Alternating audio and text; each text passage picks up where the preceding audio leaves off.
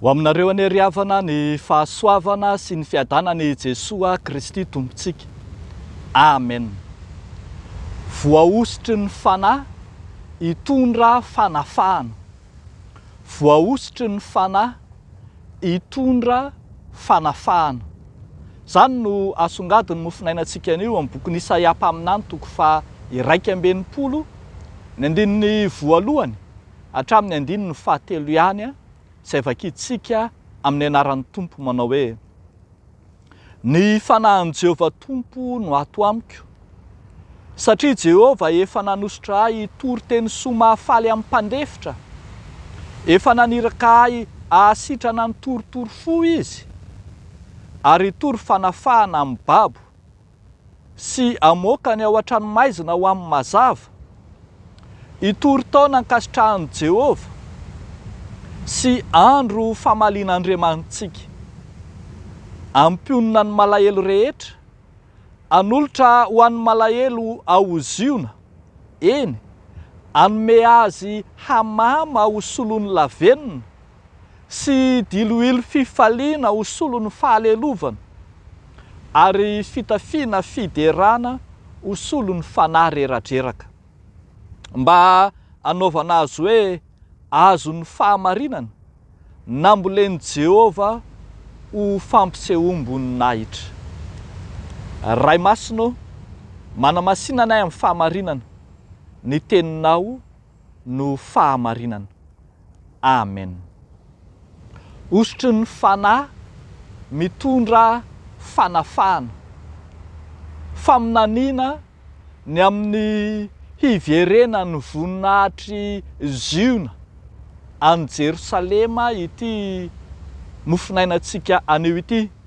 Ambarany ity faminaniana ity fa hiverina amin'ny voninahiny ny mahafirenena voafidin'Andriamanitra azy, ny any ziona, ary hifarana treo ny sento sy tomany, ny ranomaso sy ny alahelo, hody fifaliana ny fisaonana, ary de izy fifaliana mahatretrika, satria ho avy ho tonga lay voaositra hitondra fanafahana ho azy ireo. Faminaniana izay nanambarana ny Kirosy mpanjakan'ny Persia, anafaka ny Jiosy teo ambany fahababoana tany Babilôna, kanefa Kirosy izay miseho amin'ny endrika mesianika, satria de mitondra fanafahana mesianika. Hitantsika eto amin'ity toko faha 1:20 ity fa ny mpaminany izay manoratra ny boky no manambara tena sy milaza tena ho voaositry Jehovah ka manana ny fanahin'i Jehovah. Zay ny ilazany hoe ny fanahin'i Jehovah Tompo no ato amiko. Fomba ny fanahy masina mihitsy ny manositra na manokana consécration hoy isika, ny olona manana iraka manokana avy amin'Andriamanitra, na ny mpaminany, na ny mpisorona, na ny mpanjaka, de samy mandray zany ositra manokana avy amin'i Jehovah Andriamanitra izany. Asan'ny fanahy, asan'ny fanahin'Andriamanitra ny manokana olona ho amin'ny andraikitra masina sarobidy anankiray. Ka de ny fanahy masina mihitsy no manokana ilay voaositry Jehovah hitondra fanafahana ho an'ny olony.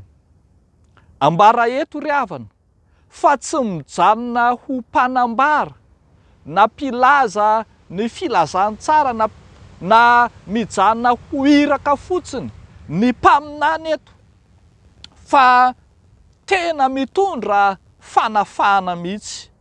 Voatanisa eto avokoa ny asany, fa hitory teny somafaly izy, asitrana ny toritory fo, hitory fanafana ho an'ny babo, amoakany ao an-tranomaizina, hitory taonan-kasitrahana sy ampionona ny malahelo.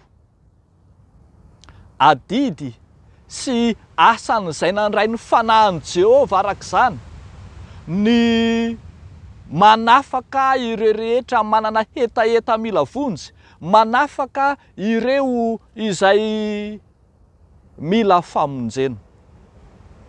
Raha mamaky ny filazantsara araka ny Lioka isika, dia naveriny Jesoa novakiana tao amin'ny tempoly ity boky voalaza ny Isaia ity, ka nanambarany fa anino efa tanteraka eto amintsika izany teny izany, dia tsy gaga isika raha iraka mitondra fanafana ho amin'izao tontolo izao Kristy.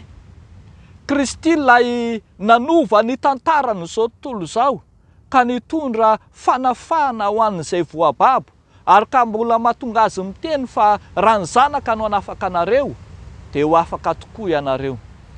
Kristy ilay manana ny fanahin'i Jehova, ilay mitondra fanafana ho an'ny manodidina azy.